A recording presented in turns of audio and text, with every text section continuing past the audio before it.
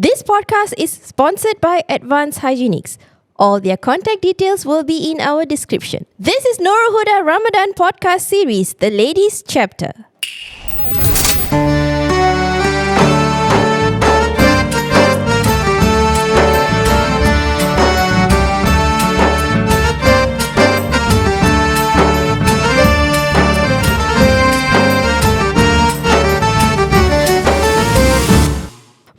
Welcome back, ladies. Okay, Ustazah, just now you were actually saying about pregnant, breastfeeding ladies are optional. They want to fast also can, they don't want also can. Tak dosa lah kalau tak fast. So, can you please tell us, other than this, what else can they actually, if they miss this, what can they do? Okay, so this is the concern. A lot of women, they are concerned about this. When they don't fast, what do they need to do to make up for it? Okay, so if you are on your period, or if you are bleeding postnatal, period maybe sometimes 5 to 15 days lah. Okay, depends on your own cycle. Okay, but then postnatal bleeding, it can be very short, it can be very long. Okay, right. So a lot of women feel pressured because alamak nak kena qada. I don't know when, because now I just give birth, next year I'm breastfeeding, another year I'm breastfeeding, that it's so what to do. So if you have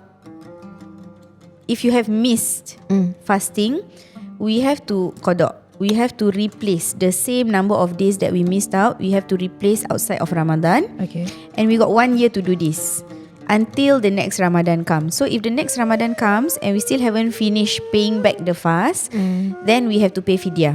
Alamak, kalau gitu saya ni banyak lah. That one use calculator. Got calculator. Muis calculator. Okay. So if you are pregnant or breastfeeding, there are two different scenarios for you. Okay. One is you don't fast because you are worried for your own health. Okay, you're worried if you faint or you got high blood pressure, you got to have medications, and if you fast, it would endanger your life. So if for this reason you don't fast, you need to qada. No need to pay Fidya. Okay, unless you late lah. Fidya is like late payment fees lah. Okay, you late, then you pay the Fidya. If not, you just qada. The number of days, same number of days. That is within the year? Within the year. If overshot, then you pay the Fidya. But okay. The puasa tu you still kena bayar balik lah. You still kena qada. Like let's say this year 5 years, 5 years pula. This year 5 days, 5 years nak kena puasa Habis. Tak payah diet tu. Tak payah terus kurus.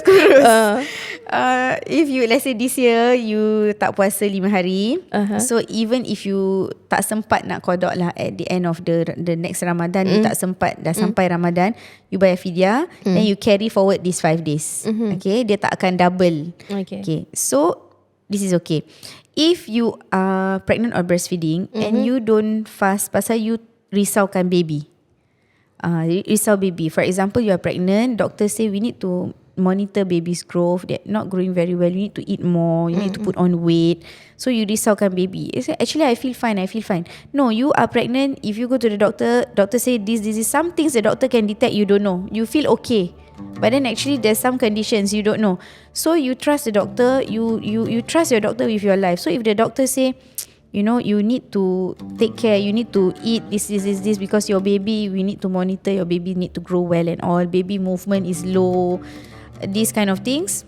So you decide, okay lah, for the sake of my baby's health, I will not fast. So for this, you need to qada. Okay, this one confirm you need to qada, but you need to pay Fidya also. Both. Dua-dua sekali. Okay. So after you pay the Fidya is done, but then the qada, you still have to qada lah. Okay. So if you miss out qada until the next year, then you have to pay Fidya again. So while ada tak cara mudah? Part ni mesti nak kena cara mudah. Actually this is the standard lah. This is the standard. Unless maybe we really have difficulty, we have penyakit sakit memang tak boleh puasa. For people who tak boleh qada because they have other reasons. Tak ada qada, tak ada macam acah-acah punya tak nak puasa. Ada yang ustazah boleh tak puasa half day. Bayar half day. Tak ada. Puasa berapa lama nanti? Puasa dia kena timing from subuh sampai maghrib. Dia tak ada half day dia tak not counted. So this is the standard. Okay, we try as much as possible to adhere to this.